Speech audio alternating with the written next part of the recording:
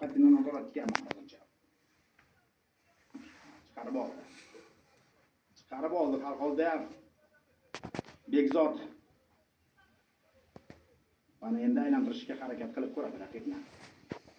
Bu tushunarli.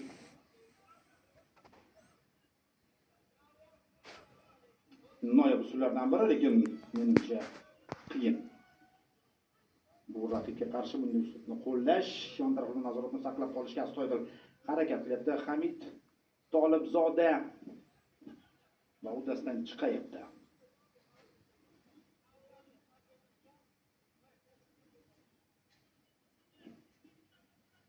Hali keskin qanday zarbalar yo'llanganicha yo'q-ku, ammo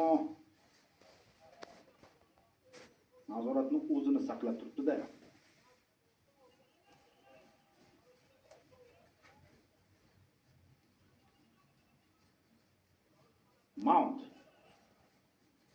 Mount holati.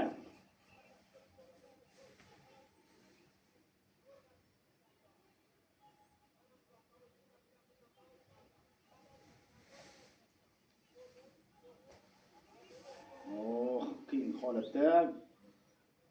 Yaqqol zarba yo'llashga imkon bo'lmadi. Bekzod Abdurahimov hozir aylantirib tashlashga harakat qilyapti va uddasidan chiqmoqda do'stlar. Uddasidan chiqmoqda. Nazorat qilishga o'tadi. Zarba. Bitta oyoqni o'tkazib, ikkinchisini ham o'tkazib olish kerak. Bitta oyoqni o'tkazib, ikkinchisini ham o'tkazib olish kerak. Biroz tavakkal qildi. Biroz shoshdi hozir.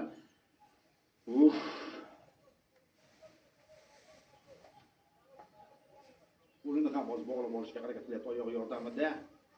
Kimura qilish qiyin, ikkala oyog'i ham bog'langan bo'lishi kerak. Dirsak zarbasi.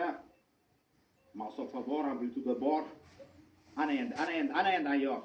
Sezdi buni, darhol sezdi Tolibzoda. Darhol himoyalanishga o'tdi. Hali usul boshlanmasdan ham.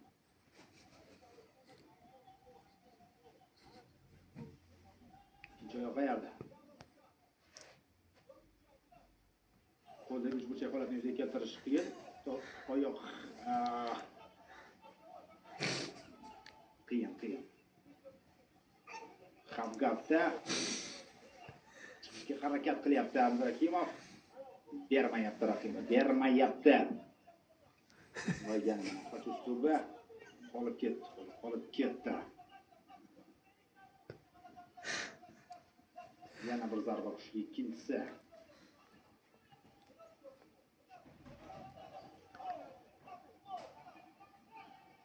Ko'p kuchli zarbalar qabul qilib olyapti. Ammo turyapti qoyil. Yiqdi raqib yana jangni parterga o'tkazmoqda. Ketdi. Submission. Nimadir o'ylab topish kerak hozir. Juda haddan tashqari ko'p zarba o'tkazib yuboryapti. Ground and pound.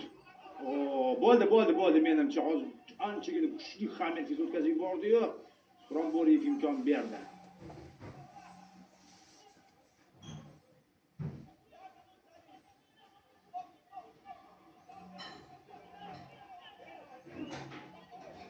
Menimcha o'sha Hamid Fisning izi baribir seziladi.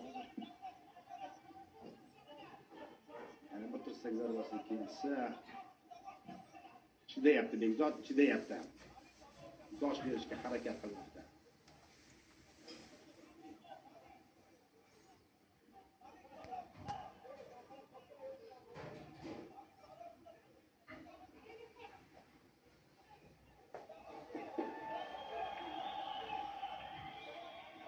Qiyin holatda Bekzod, ammo yoqqa turganiga albatta muxlislar xursand. Raqib ham charchadi.